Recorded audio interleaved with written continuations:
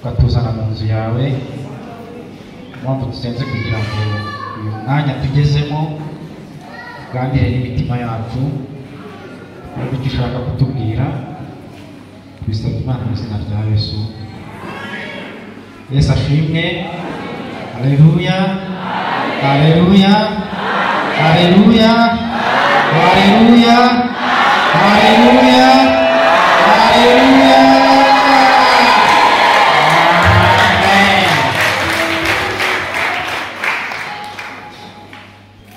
Nahoze nkurikira indirimbo amakorali yaturirimbiye, hanyuma ndeba ibice badusomeye, kandi ibice badusomeye ntabwo ari jyewe wabiteguye, ni kwa kundi itorero ritegura ibice bakavuga ngo kuri iki cyumweru hazasomwa bino bice muri Anglikani.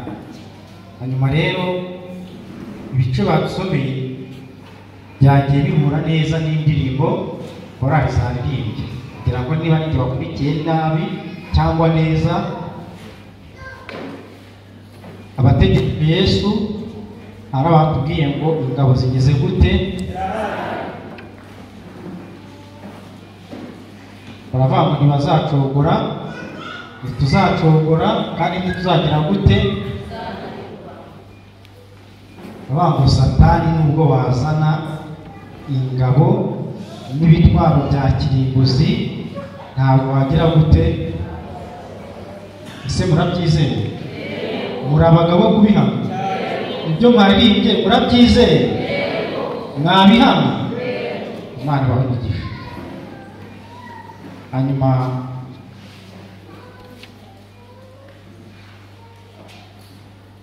Dayiti kwaya bavuze ngo nabonye gukomera, nabonye gukomera kwawe, nabonye ineza yawe. Ababisha bari bagize gute? Wakwibaza ngo iyo Mana mwarayibonye koko? Mushobora kubihamya ko mwayibonye? Imana ibahe umugisha.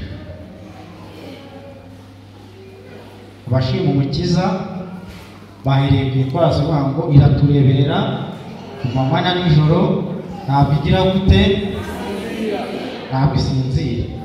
Arabavuze ngo urugamba turwana ruzagira gute, Umwami nyir'ibihe azagira gute yose. Hanyuma uravuga ngo inzira ibabaza ibirenge, nubwo inzira igira gute, uzamuka umusozi umeze ute, umusozi ugira gute, hari igihe uzagira gute, uzagira gute, uzasoza. Ese mwebwe murabyizeye? Murumva uyu musozi uterera cyane mugiye gukomeza kuwuterera? Murumva muzagerayo?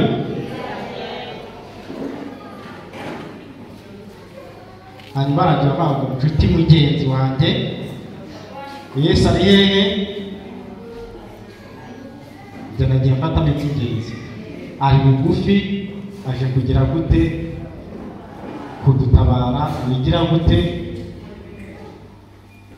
Hanyuma mwagize ngo wigira ubwoba. Sira mwabirinde cyangwa mufite ubwoba bwo kujya? Nta bwoba mufite? Ngaho muzamure ibiganza mutwereke ko nta bwoba mufite bwo kugira gute, bwo kujyayo. Hanyuma korali turi mu rugendo, baravuga ngo Yesu ni igihome kigira gute, kidukingira ibigize gute, kidukingira. Hanyuma mufite refuri bango humura, humura, yewe yewe. Ubwo n'umugenzi uri hehe kuri wa musozi ugira ngo uturuhije, ariko Yesu aravuga ngo humura. Haleluya. Uvuga ngo ufate uwo musozi mwaturimbiye uruhije, ariko twizera yuko Yesu azagira gute, azaduhanagura amarira. Amena. Hanyuma baravuga ngo uwo musozi ni ukuri, ariko ni muhumure. Haleluya. Amago wihangayika nk'udafite iki. Yesu ashimwe. Uwo musozi n'umwe wawuterera, ndavuga baravuga ngo mwaturimbiye ariko twebwe guhangayika nk'abadafite umurengezi. Twebweho dufite umurengezi, ntabwo dufite gutinya. Yesu ashimwe. Hanyuma agasoza ngo iraguhetse ku mugongo wayo gira gute humura. Yesu ashimwe. Uwo musozi n'ubona uzamuka si wowe uzamuka, Yesu araguhetse wari materi. Haleluya, haleluya. Turi ku mugongo w'Imana, turi ku mugongo w'Imana. Yesu ashimwe. Uko byameze kose turi hehe? Hanyuma aravuga ngo intambara ntabwo zizagira gute zizabura tukiri mu isi. Izo ntambara rero ni ya misozi, izo ntambara ni bya bigeragezo, ariko turi ku mugongo w'Imana nk'uko wabituririmbiye. Yesu ashimwe. Imana ibamugisha. Ntabwo dufata iminota myinshi, nagira ngo mbanze mbibutse ibyo twahereyemo n'aho tugeze. Ubu ntimwamaze kumva ijambo ry'Imana, dushatse ntitwataha. Tumaze kumva ko nubwo hari umusozi ariko Yesu agize gute araduhetse. Nubwo hari ibibazo ariko turi kumwe nande. Haleluya. Ibi rero biratujyana mu butumwa bwiza badusomeye muri Luka. Ninde muntu wabuze umusatsi we? Umuhanga wabuze kumara akaba yarabaze umusatsi we. Ninde wabuze umusatsi we afite ku mutwe? Haruzi, ariko Imana yigize gute? Niho badusomeye rero. Batubwiye ukuntu Imana yita ku bijwi, barabitubwira, baravuga ngo ni gute Imana niba yita ku nyamaswa ikaba yita no ku bimera, izaba ite kwita ku muntu yaremye? Amena. Urumva bitarimo kujyana na za ndirimbo abantu hajyana batubwira ngo ibishwi ngo bigura amakuta ya naya n'ibindi, ariko ibyo bishwi ntabwo turi bubitindeho. Icyo dutindaho cyane ni icyaha kindi kivuga ngo niba Imana imenya izo nyamaswa, ni gute itazabura kumenya umuntu wayo yagize gute? Imana ibamugisha. Hanyuma rero iyo urebye muri Yesaya, ntabwo ndi bwongere gusoma, ahubwo ndimo kwegeranya ibyo twasomye n'ibyo twumvise mu ndirimbo kugira ngo dusoze.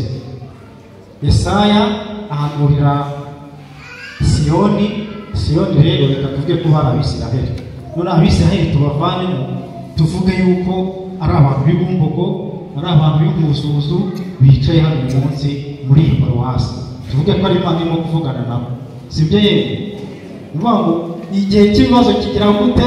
Kiragera. Kimaze kugera, bari mu bigeragezo,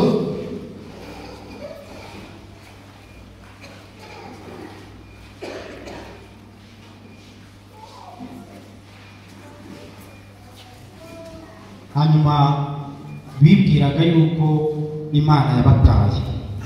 Bumvaga Imana itari kumwe nabo cyangwa se itari hafi yabo.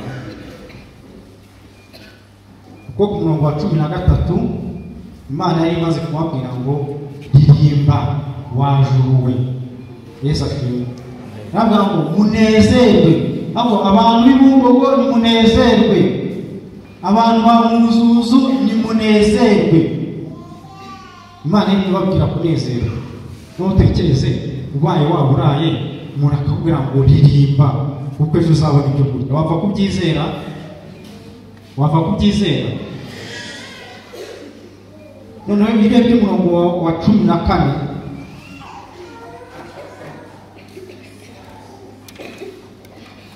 aravuga ariko Siyoni aravuga ati Yehova yarantaye, Uwiteka aranyibagiwe. Numva ikibazo yahise avuga, wowe Imana irakubwira yuko iguhetse ku mugongo wayo, irakubwira ko izakugirira neza, ariko kubera agahinda k'ibibazo n'ibigeragezo nawe uti Imana yarantaye, hari ntabwo igibuka. Ukagira kwizera guke, ukagira amaganya, ukagira intege nkeya. Hanyuma umurongo wa 15 rero Imana ikubaza ikibazo. Wawe ikibazo iri kukubaza, mbese umubyeyi yakwibagirwa umwana yagize gute yibyariye? Ni ikibazo Imana yahise ibabaza.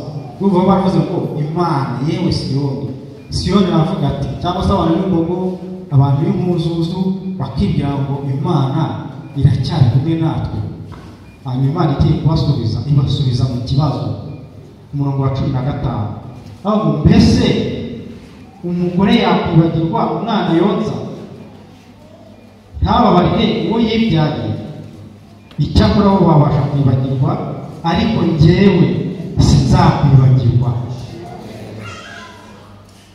Amen. Umubyeyi ushobora kubaho ko yakwibagirwa umwana, ariko nabwo ni gakeya. N'ababyeyi nakwanga konsa umwana mwabyaye, mwabyanga, mwigeze mubyanga?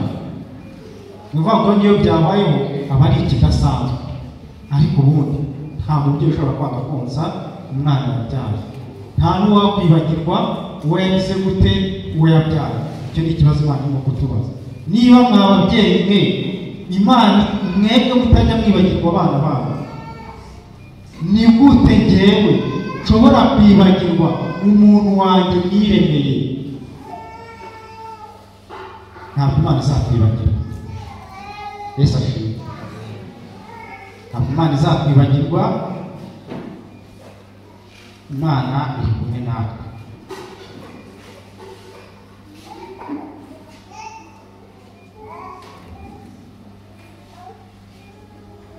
Hanyuma ku murongo wa 23 ariho twasoreje, aravuga ngo nta n'umwe mu bamutegereza uzagira gute, uzakorwa n'isoni. Yesu ashimwe.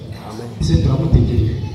Mu bibazo byawe utegereje Imana, mu ntambara zawe utegereje Imana. Nta n'umwe mu bagize gute, mu bamutegereje uzagira gute, uzakorwa n'isoni. Bavuga muri iki gice rero harimo amasezerano. Ravuga ngo ibi rero byarimo bishushanya Yesu uzaza kuruhura abantu. Turimo turitegura kwinjira mu minsi ya Noheli, niyo mpamvu baba baduhaye ibigurije. Ravuga ngo abantu banjye naremye nkabashyira ku isi, bakaza kumpimbaza, abahamagara bakitaba, bagakizwa, nta munsi n'umwe nzigira gute, nzigera kwibagirwa. Niba umubyeyi atibagirwa umwana, nanjye ntabwo nakwibagirwa iki, abantu banjye naremye. Yesu ashimwe. Bakavuga rero ku murongo wa 23, nta muntu n'umwe mu bamutegereje uzagira gute, uzakorwa n'isoni. Yesu ashimwe. Nagira ngo mbwire rero ko wowe uri hano niwizera ugatekereza Imana, ntabwo uzagira gute, ntabwo uzagira gute. Ikindi dutahana, ntabwo Imana izatwibagirwa mu buzima bwose. Imana iri kumwe natwe. Siko nshatse nasoza dutahana ibyo bintu bibiri. Niyo magambo badusomeye, ni nazo ndirimbo baturimbiye, turi kubona muri ibi bice twasomye. Imana iratuzi. Yesu ashimwe. Niyo mpamvu umusatsi wo ku mitwe yacu ugize gute, iwuzi. Niba izi byashobora kubareba umusatsi uri ku mutwe wanjye, ku mutwe wawe, ntabwo iyobewe ibibazo byawe, ntiyobewe intambara zawe, ntiyobewe ibyo uri gucamo. Imana irakuzi, kandi abayitegereza ntabwo izagira gute, ntabwo bazakorwa n'isoni. Nakemeza ijambo ry'Imana.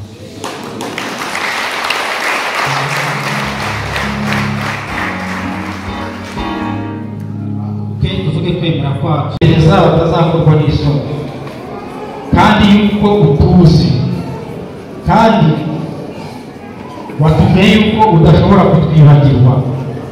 Niyo mpamvu ibyifuzo byacu tubisengeye. Icyifuzo cya buri muntu wese uri hano, mwumve kwinginga kwe, mwumve gusenga kwe, kandi uzadusubize kugira ngo twemere amashimwe.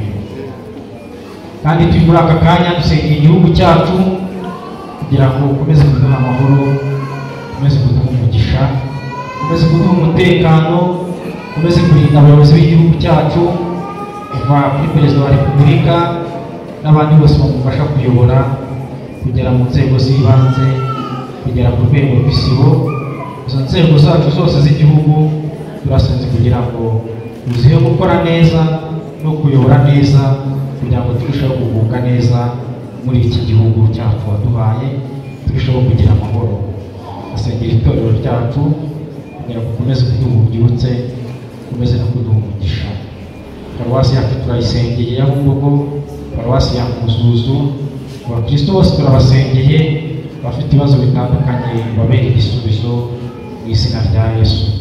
Kandi turasengera abarwayi bari hirya no hino, baba bari hano barwaye turabasengeye kugira ngo bakize, abari kwa muganga, abari mu rugo turasenze kugira ngo bagereho ikiganza cyawe gikiza gikomeze kubana nabo.